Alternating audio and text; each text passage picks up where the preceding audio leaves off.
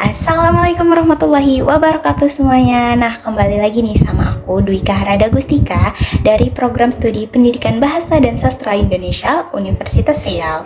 Nah, kali ini saya akan menjelaskan tentang teori hierarki pertemuan ke-7 mata kuliah Teori Sastra bersama Bapak Dr. Syafriel MPD.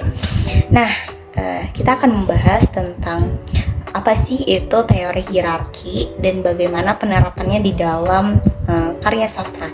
Nah, baiklah, kita akan bahas satu-satu. Let's get it!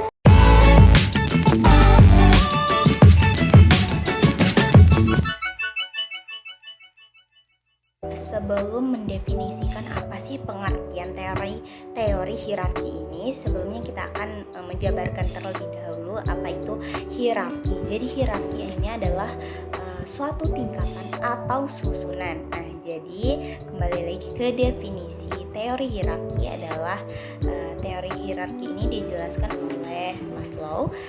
Dia menjelaskan bahwa manusia harus memenuhi kebutuhannya yang paling rendah terlebih dahulu sebelum naik ke tingkatan yang lebih tinggi sampai ia bisa mengaktualisasikan dirinya. Dengan kata lain, manusia tidak akan bisa mencapai kebutuhan yang paling tinggi tanpa menyelesaikan kebutuhan yang paling rendah.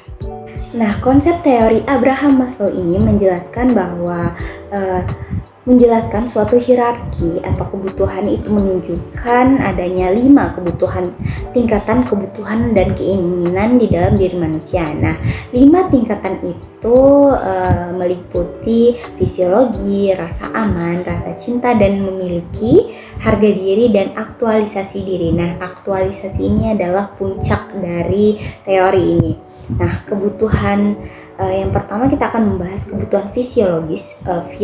Kebutuhan fisiologis di dalam diri manusia ini adalah kebutuhan fisik dan biologis seperti sandang, pangan, dan papan, seperti kebutuhan sehari-hari seperti makan, minum, tempat tidur. Tingkatan yang kedua adalah rasa aman. Nah, setelah kebutuhan fisiologis telah terpenuhi, kebutuhan keselamatan dan keamanan menjadi kekuatan pendorong di balik perilaku individu. Kebutuhan-kebutuhan ini tidak hanya berkaitan dengan keamanan fisik, tetapi juga berkaitan dengan ketertiban, stabilitas, rutinitas, dan keakraban, dan kontrol atas kehidupan dan lingkungan seseorang.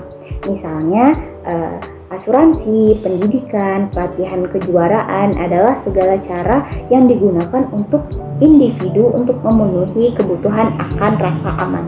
Yang ketiga adalah kebutuhan sosial. Kebutuhan sosial ini meliputi aspek rasa cinta, kasih sayang, dan juga kepemilikan akan sesuatu. Pada tingkatan ini, Maslow menjelaskan kenapa manusia bisa jatuh cinta, yang menjelaskan bahwa manusia mencari cinta dan kasih sayang dari orang lain karena didasarkan pada kesepian, kesendirian, kecemasan, stres, sampai depresi yang berlebihan. Rasa cinta itu terbagi menjadi 2, yaitu deficiency love dan being love. Deficiency love adalah rasa cinta yang disebabkan oleh kekurangan, yaitu menjadikan diri sebagai titik fokus, sedangkan being love cenderung tidak ada niat untuk memanfaatkan orang yang ia cintai. Yang keempat adalah kebutuhan penghargaan atau harga diri. Kebutuhan ini mendapatkan penghargaan menjadi tingkat keempat dalam teori hierarki Maslow. Penghargaan dalam hal ini bukan soal hadiah, tetapi soal harga diri. Harga diri ini terbagi menjadi 2, yaitu harga diri sendiri dan penghargaan dari orang lain. Menghargai diri sendiri ini berarti percaya pada diri sendiri untuk mencapai tujuan sendiri demi kehormatan diri sendiri. Sedangkan penghargaan dari orang lain ini lebih ke arah pengakuannya, dan pengakuan yang didapatkan dari orang lain seperti terkenal, peningkatan dan jabatan atau pekerjaan, serta mendapatkan pujian dari orang lain. Ini artinya setiap individu yang bisa mencapai tingkatan ini akan muncul kebutuhan untuk rasa dihormati, rasa ingin dipercayai orang lain, dan menstabilkan diri sendiri. Yang kelima adalah puncak dari teori ini adalah kebutuhan untuk mengaktualisasikan diri, yaitu tingkatan tertinggi dari teori hierarki ini menjelaskan bahwa kebutuhan ini bisa dicapai jika 4 kebutuhan sebelumnya telah terpenuhi. Aktualisasi diri ini adalah pemenuhan potensi diri seperti cita-cita, kematangan mental, keinginan, dan lain sebagainya. Maslow menjelaskan bahwa aktualisasi diri ini adalah kebutuhan individu untuk menentukan keinginan sendiri. Misalnya, ketika seseorang berhasil mendapatkan pekerjaan yang ia inginkan, kemudian dia ingin terus mengembangkan kemampuannya.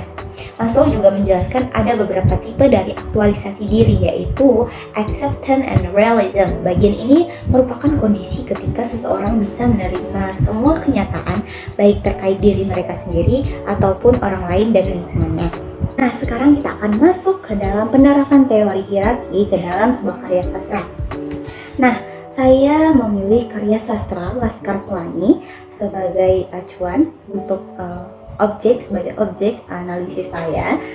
Di sini kan di novel Laskar Pelangi itu menggunakan sudut pandang orang pertama, yaitu aku. Dalam kutipan, abang-abangku sakit perut menahan tawa melihat sepatu itu waktu kami sarapan pagi tadi. Nah, di sini menunjukkan keinginan tokoh aku untuk memenuhi kebutuhannya, kebutuhan fisiologisnya seperti makan dan sarapan. Sarapan adalah kebutuhan setiap individu manusia yang normal dan hidup untuk memenuhi kebutuhannya sehari-hari.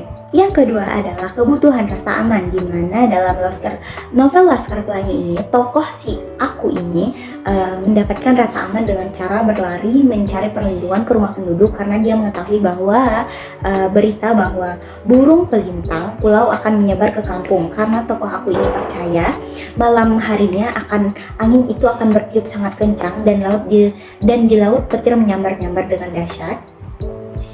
Maka dari itu dia mencari perlindungan dengan cara berlari dan mencari perlindungan ke rumah penduduk. Ketiga adalah kebutuhan sosial ataupun rasa cinta, kasih sayang, memiliki dan dimiliki. Kita bisa melihat di dalam kutipan novelnya Laskar Pelangi yang aku dihinggapi semacam perasaan bahagia yang aneh, sebuah rasa bahagia bentuk lain yang belum pernah aku alami sebelumnya.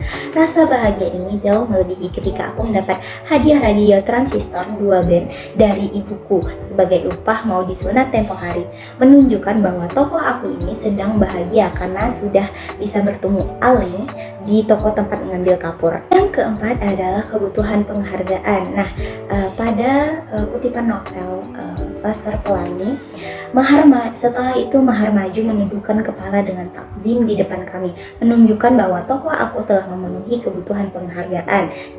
Seketika itu Mahar sudah berdiri di depannya dan di depan sahabat-sahabatnya. Kemudian Mahar menundukkan kepala hormat kepadanya dan sahabat-sahabatnya yang lain ketika Mahar akan membawakan sebuah lagu yang berjudul Living on Jet Planet ketika diperintahkan oleh Bu Bos.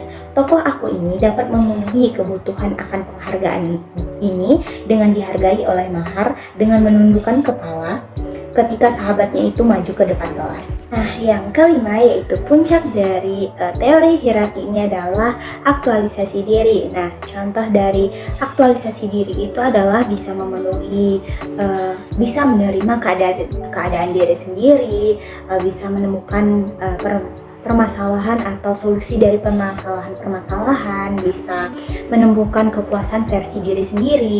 Nah, di dalam novel Laskar Pelangi ini, tokoh aku ini bisa kita temukan aktualisasi dirinya melalui kutipan tapi jika yang mengucapkannya Bu Mas, kata-kata itu demikian berbeda, begitu sakti, berdengung-dengung di dalam kalbu, yang terasa kemudian adalah penyesalan mengapa telah terlambat sholat.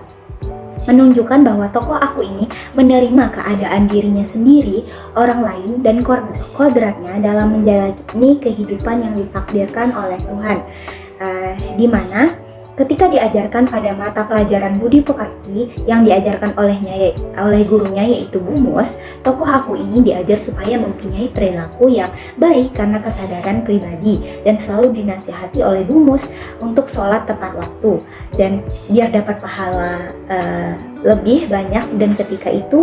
Dan seketika itu nasihat yang diberikan Bu Mus kepadanya membuat tokoh si aku ini menyesal telah terlambat melaksanakan sholat. Nah, itu tadi penjelasan saya tentang teori hierarki. Sampai bertemu di video selanjutnya.